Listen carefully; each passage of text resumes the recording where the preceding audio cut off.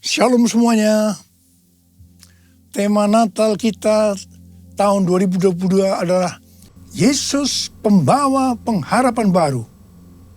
Ayat emasnya dari Kolose 1 ayat 27 yang berkata, kepada mereka Allah mau memberitahukan betapa kaya dan mulianya rahasia itu di antara bangsa-bangsa lain, yaitu Kristus ada di tengah-tengah kamu. Kristus yang adalah pengharapan akan kemuliaan. Haleluya. Sesuai dengan Lukas 2 ayat 8 sampai 12. Ketika gembala-gembala yang tinggal di padang menjaga kawanan ternak mereka di malam hari, tiba-tiba berdiri seorang malaikat Tuhan dekat mereka. Dan kemuliaan Tuhan bersinar meliputi mereka. Dan mereka sangat ketakutan. Lalu kata malaikat itu kepada mereka, jangan takut, sebab sesungguhnya aku memberitakan kepadamu kesukaan besar untuk seluruh bangsa. Hari ini telah lahir bagimu juru selamat, yaitu Kristus Tuhan di kota Daud. Dan inilah tandanya bagimu, kamu akan menjumpai seorang bayi dibungkus dengan lampin dan terbaring di atas palungan.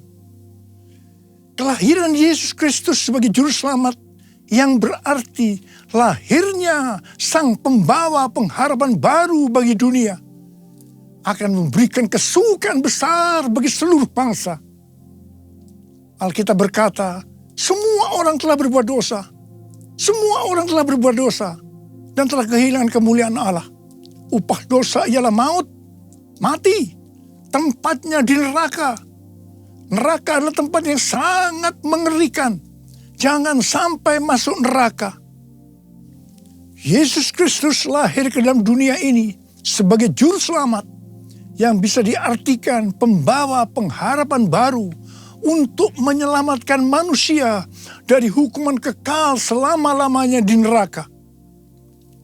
Kelahiran Yesus Kristus disambut dengan nyanyian pujian oleh malaikat-malaikat dan sejumlah bala tentara surgawi yang memuji Allah, katanya, kemuliaan bagi Allah di tempat yang maha tinggi dan damai sejahtera di bumi di antara manusia yang berkenan kepadanya. Kemuliaan bagi Allah di tempat yang maha tinggi, damai sejahtera di bumi di antara semua umat manusia yang berkenan padanya.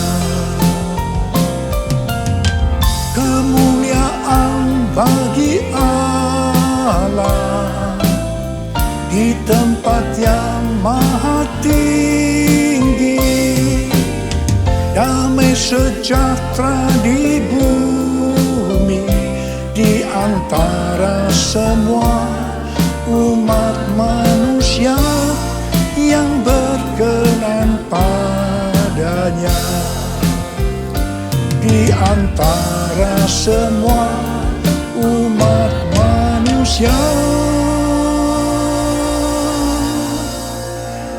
yang berkenan padanya.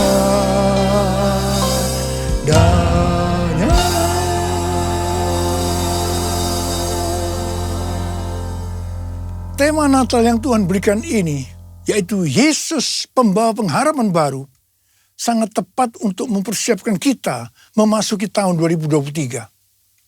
Di mana pandemi COVID masih belum berakhir. Perang Rusia-Ukraina yang masih berkelanjutan. Informasi tentang inflasi dan resesi ekonomi tahun 2023 diberitakan di semua platform media sosial. Sesuai dengan apa yang disampaikan oleh Pastor D, seorang hamba Tuhan dari Perth, Australia. Di mana Tuhan pada tahun 2023 akan kembali menggoncangkan bangsa-bangsa di dunia. Kita melihat Twitter, Facebook, disusul dengan Disney, Amazon, mulai mengadakan PHK secara besar-besaran. Rusia dan Inggris dinyatakan resesi. Di tengah situasi yang seperti ini, Tuhan berbicara, Yesus pembawa pengharapan baru ada di tengah-tengah kamu. Dialah pengharapan akan kemuliaan.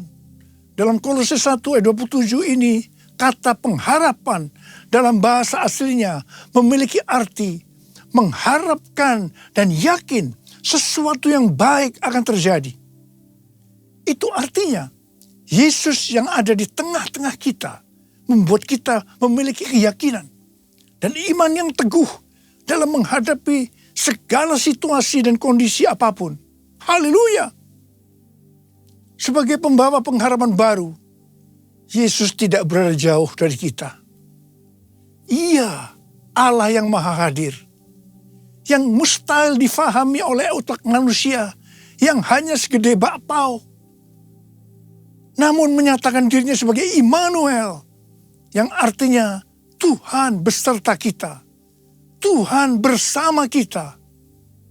Pertama-tama melalui kelahirannya sebagai manusia, yang kita peringati sebagai peristiwa Natal.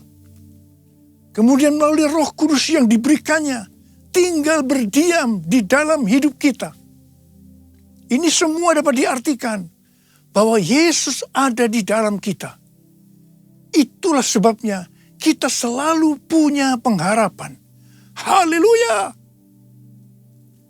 Keberadaan Yesus sebagai pembawa pengharapan baru di tengah-tengah kita. Inilah yang dikatakan oleh Rasul Paulus kepada jemaat Kolose sebagai pengharapan akan kemuliaan. Kemuliaan ini menunjukkan pada hari kebangkitan, ketika orang kudus akan menerima tubuh baru mereka yang dimuliakan, atau yang dikenal dengan pemuliaan atau glorification. Kita mengenal ada 3 tahap proses keselamatan. Tahap yang pertama, pembenaran atau justification. Kita dibenarkan bukan karena perbuatan baik kita, tetapi karena kasih karunia Tuhan yang kita responi dengan iman.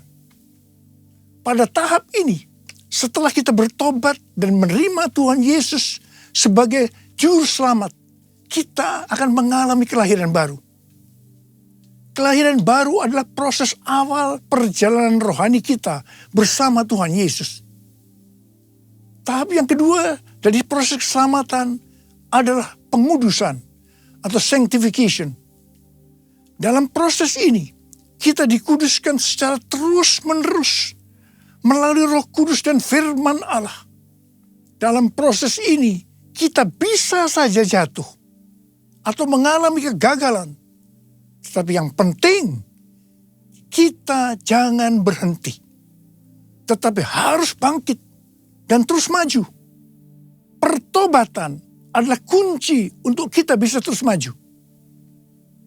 Goal dari proses pengudusan ini adalah menjadikan kita menjadi serupa dengan gambarnya.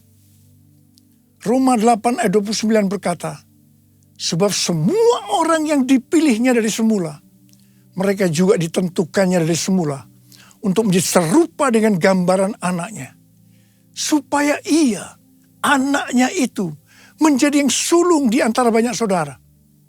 Ini berarti, goal kita sebagai orang Kristen adalah menjadi serupa dengan gambarnya. Untuk menjadi serupa dengan gambarnya, sesuai dengan 1 Yohanes 2 ayat 6 yang berkata, barang siapa mengatakan bahwa ia ada di dalam dia, ia wajib hidup sama seperti Kristus telah hidup. Karena kita hidup sama seperti Kristus telah hidup, maka kita akan menjadi serupa dengan gambarnya. Menjadi serupa dengan gambarnya artinya menjadi murid Tuhan Yesus. Tahap ketiga dari proses keselamatan, mereka yang menjadi serupa dengan gambarnya. Pada saat Tuhan Yesus datang di awan-awan untuk menjemput gerejanya, tubuh mereka akan menerima tubuh baru yang dimuliakan atau dikenal dengan pemuliaan atau glorification. Dan setelah itu kita akan diangkat bersama-sama untuk bertemu dengan Yesus Kristus di awan-awan. Dan kita akan masuk surga. Dan selanjutnya akan bersama-sama dengan Tuhan Yesus selama-lamanya. Haleluya! Alkitab Penuntun Hidup Berkelimpahan memberikan catatan.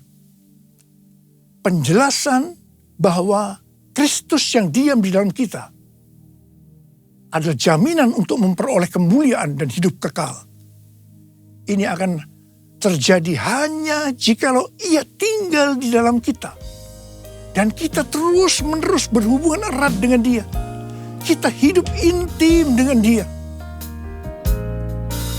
Betapa besar kasih-Mu Allahku, sehingga Kau berikan Yesus padaku, supaya aku tidak binasa, melainkan beroleh hidup yang kekal. Ku sembah Kau, ku sembah Kau, Engkau yang layak untuk ku sembah. Ku sembah Kau, ku sembah Kau, Engkau yang layak untuk ku sembah. Engkau yang layak, Engkau yang layak, Engkau yang layak untuk ku sembah. Perjumpaan kita dengan Yesus, pembawa pengharapan baru, akan mengubah jalan hidup kita secara radikal. Hal ini dikatakan seperti yang terdapat dalam 1 Petrus 1 ayat 3-5. Terpujilah Allah dan Bapa Tuhan kita Yesus Kristus, yang karena rahmat-Nya yang besar telah melahirkan kita kembali oleh kebangkitan Yesus Kristus dari antara orang mati kepada suatu hidup yang penuh pengharapan, untuk menerima suatu bagian yang tidak dapat binasa, yang tidak dapat cemar, dan yang tidak dapat layu, yang tersimpan di sorga bagi kamu.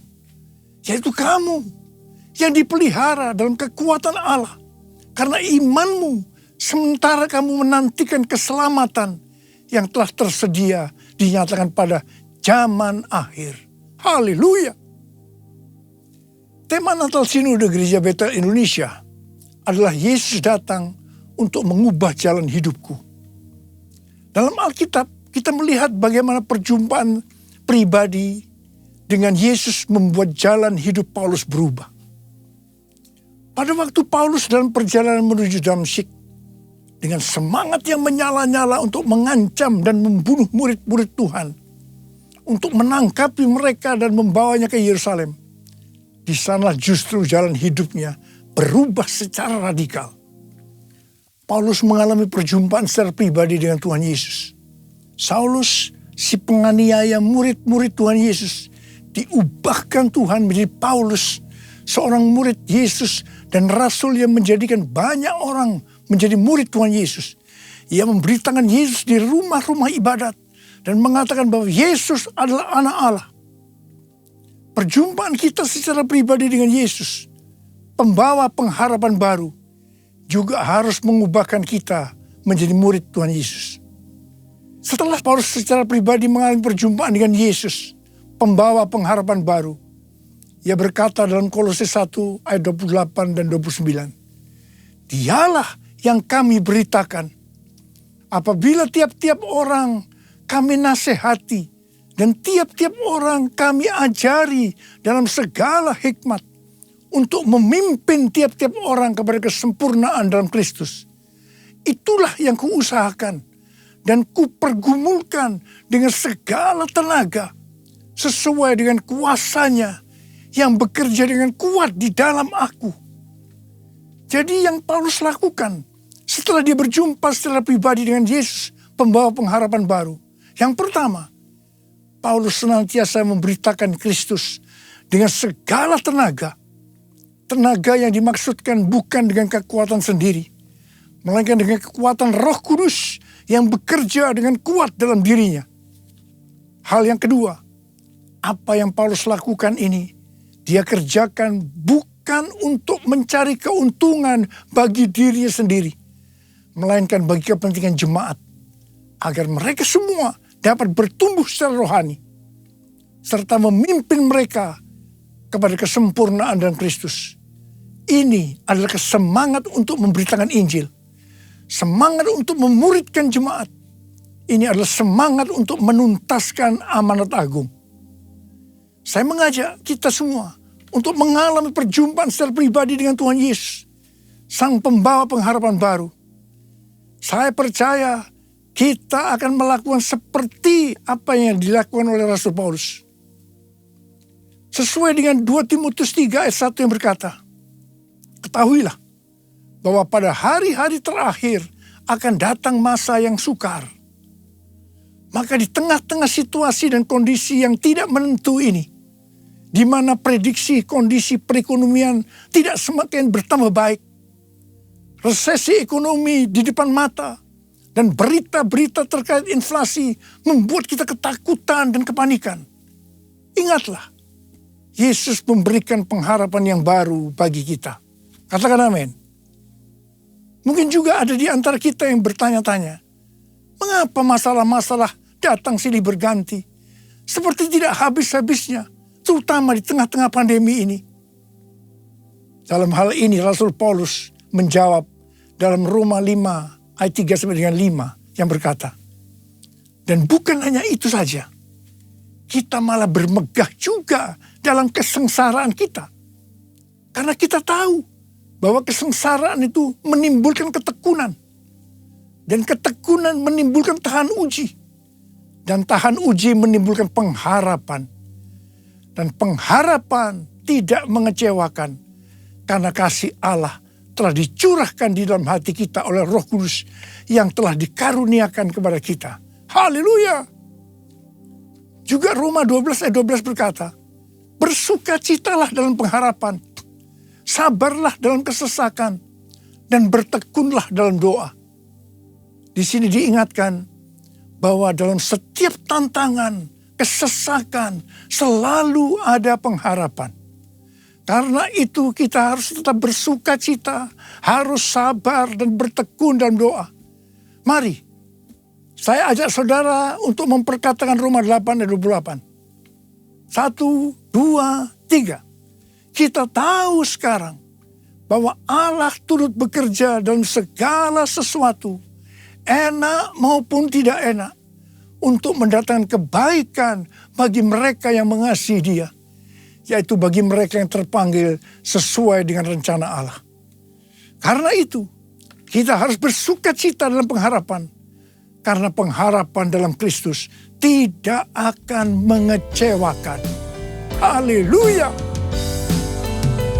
Yesus datang membawa pengharapan.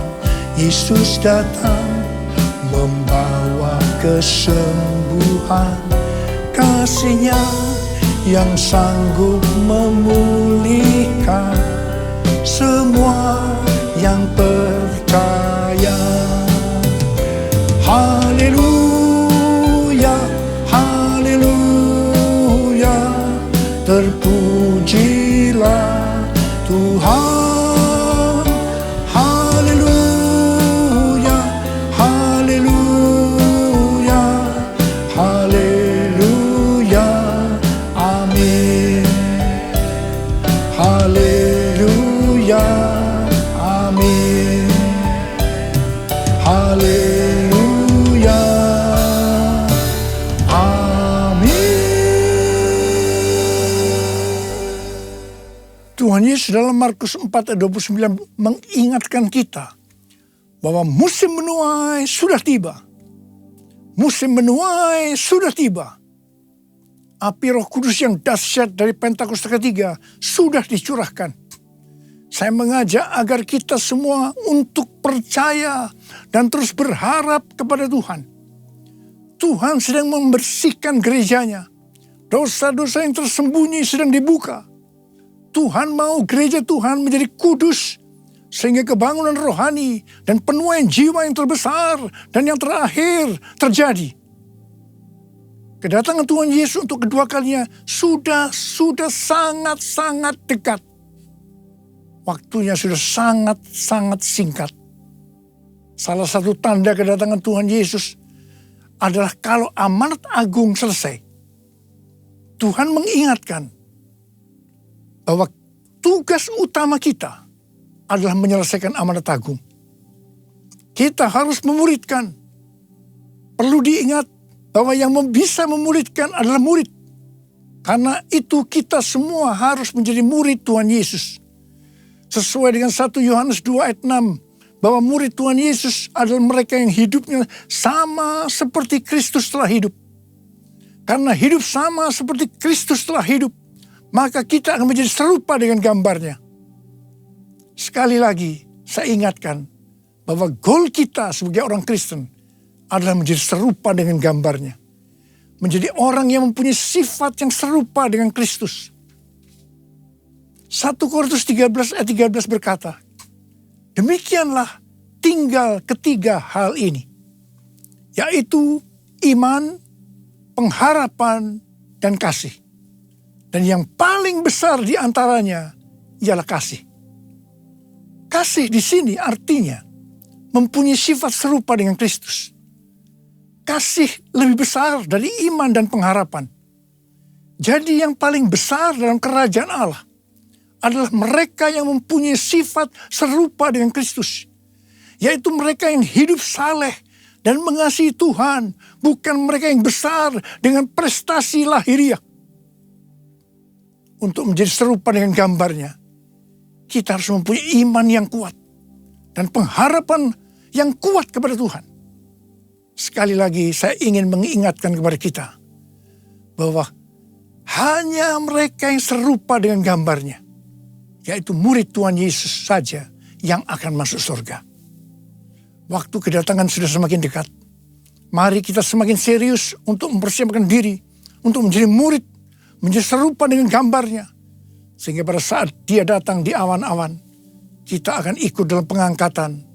Dan selanjutnya masuk surga bersama Tuhan Yesus. Tema Natal tahun 2022. Yesus pembawa pengharapan yang baru. Mengingatkan kita semua akan perbuatan yang besar dari Tuhan Yesus kepada kita semua. Karena semua orang telah berbuat dosa dan telah kehilangan kemuliaan Allah. Upah dosa adalah maut, mati. Tapi dia, Yesus yang tidak berdosa, telah dijadikan dosa oleh karena kita. Dia harus turun dari surga mulia, menjelma menjadi manusia, mati ganti kita, menyelamatkan kita dari hukuman kekal selama-lamanya. Tuhan Yesus luar biasa. Perbuatannya besar. Perbuatannya besar. Perbuatannya besar. Perbuatannya besar. Perbuatannya besar. Pujilah namanya. Perbuatannya besar. Perbuatannya besar. Haleluya. Perbuatannya besar. Puji Tuhan. Perbuatannya besar. Pujilah namanya. Pujilah Tuhanku dengan segenap hatiku. Pujilah namanya. Pujilah Tuhanku. Pujilah Tuhanku dengan segenap hatiku. Pujilah namanya.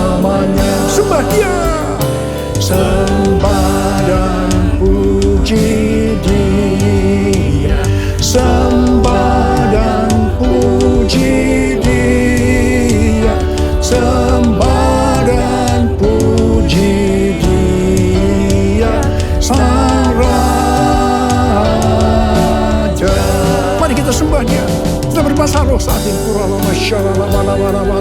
Berbahasa roh, berbahasa roh.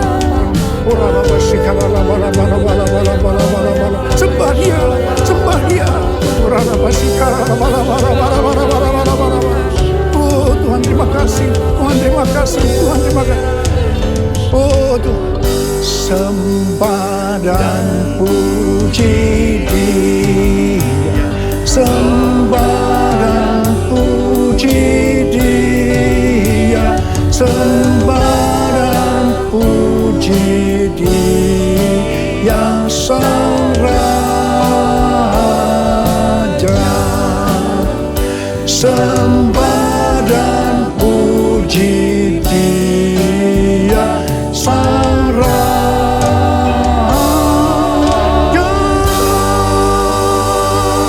Beri tepuk tangan buat Tuhan, beri tepuk tangan buat Tuhan. Bapa terima kasih, Bapa terima kasih. Berkati semua anak-anak-Mu, urapi mereka Tuhan. Akan memasuki tahun 2023, pengurapan Tuhan turun atasmu. Terima pengurapan Tuhan, terima. Sembuh dalam nama Yesus, sembuh dalam nama Yesus. Dipulihkan dalam nama Yesus, pulihkan. Terima kasih. Bapa Engkau baik, Tuhan Yesus baik, Tuhan Yesus Engkau baik. Terima kasih.